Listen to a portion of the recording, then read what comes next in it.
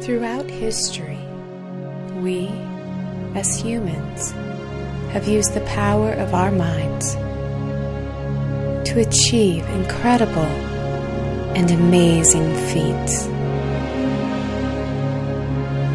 In reality, our minds are simply tools we use to create our thoughts. And the quality of our thoughts determines the quality of our experiences.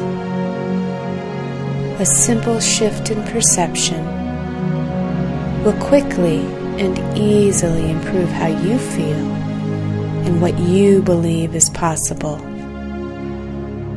helping you to achieve all of your personal goals,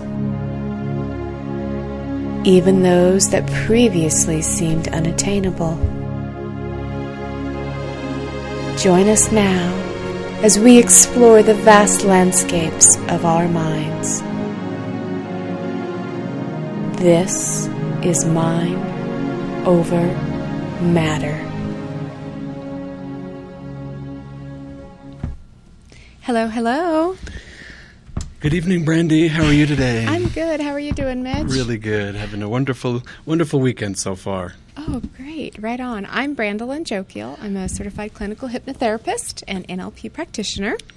And I'm Mitch Friedman, also a certified clinical hypnotherapist and NLP practitioner. Boy, that's a mouthful. It is a mouthful. Say that 3 times fast. Yeah. And this is Mind Over Matter, where we teach people how to use the power of their mind to get more of what they want and feel better in their lives. Always sounds like a good plan to me. It is a good plan to me, too. And you know what, Mitch? We have a show today, actually, and before I get off topic, I'm going to tell viewers about the show. We're going to be talking about birthing with self-hypnosis. So having a child naturally, vaginally, without any medications. And comfort, I know. It not only no medication, but actually with real comfort. It's so inspiring to me. I know that you did such a brilliant interview with Laura and Shelly, and it was just very inspirational to be a part of that. And just, it's amazing what women can do, and that they have these different options now, that not only can they have these natural births, but really do it pain-free and with comfort. It was beautiful. So yeah, we have that interview coming up today, and then we also have a couple of clips. One from Fox 5 News about a hypnotherapist and a woman who's giving birth. She's talking about her third labor using hypnosis for pain control during the birth. And then we also have a story that ran, I think it's about 15 years ago now, from Dateline NBC, a doctor who was using hypnosis with his patients who were giving birth. And we'll get to see a couple of women there using self-hypnosis to birth naturally and with comfort. And that's amazing. It really is amazing. That first woman, I forget her name, she was just so precious. I really, really adorable. And it was great. It was, like I said, it's very inspiring to me. I know that, women friends of mine have always said it's a good thing that it's women that give birth, because if it was men that were giving birth, there wouldn't be any babies. Well, I know men do a lot of really wonderful and noble things, but I've been around a lot of different men who, get sick and have colds and things like that. And personally, I think the way that they deal with it versus the way some other women that I know, there's a difference. The Big way whiny? You mean a little bit whiny? Are you being really polite? I'm not saying that. I don't want any emails.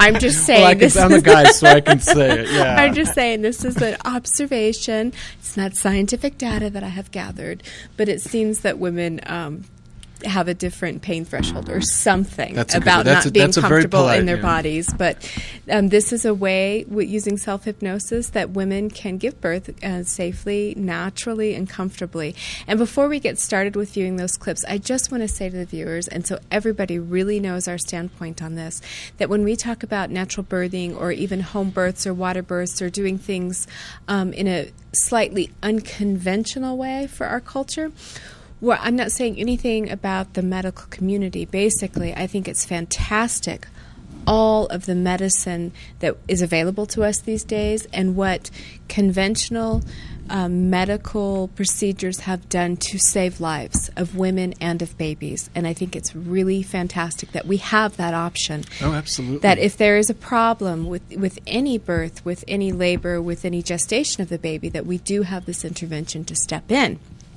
kind of my stand on all of this is that for those women who are healthy and are having normal pregnancies, this is a great option, a much more natural way to go for those who wish that.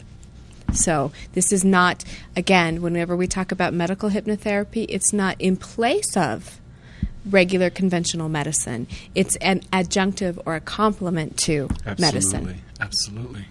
So I kind of blabbed on a little bit about that. Should we just go to the clip, or well, you had something about curiosity. Oh, that's you were going right. to ask me or tell me about that was kind of interesting. Do you want to go ahead and start with that? Sure. We talked a little bit about birth. Now we'll jump over to curiosity. But one of the things that I heard this week, I was listening to a CD set in my car. It's Dale Carnegie's 5 Essential Skills for People, something like that. And it talks a lot about curiosity and how important it is to have a curious mind. As humans, we're naturally curious, and actually how that curiosity can kind of take you further in your life, further in your career. And one of the examples they gave is one of the divisions of Lockheed Martin that was kind of that special division. I think it was called Skunk Works. It was never an official division. It was called Skunk Works.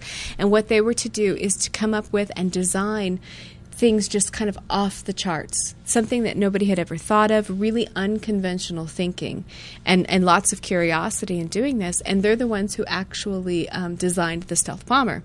Whoa. And in designing that, the way that they designed it is that they read a bunch of Russian publications, and all of the mathematics for making a design that couldn't be detected by radar was published years and years ago by the Russians.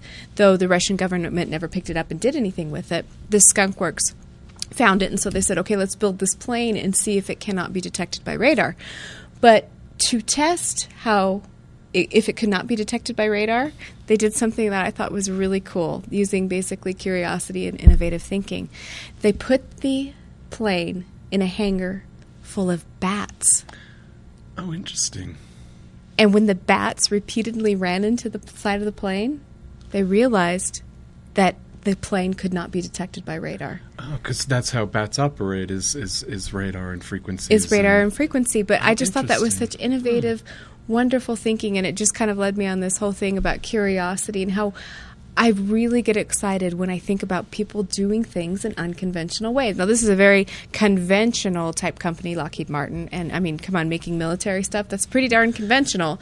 But within that, there's this division that's given license to really do things however they want, and they're coming up with interesting ways of testing and designing and doing different things. And I just brought that in because I thought, one, it was interesting. I have a little bit of that Cliffy from the Cheers syndrome, this kind of like, that weird trivia. I like to bring that in.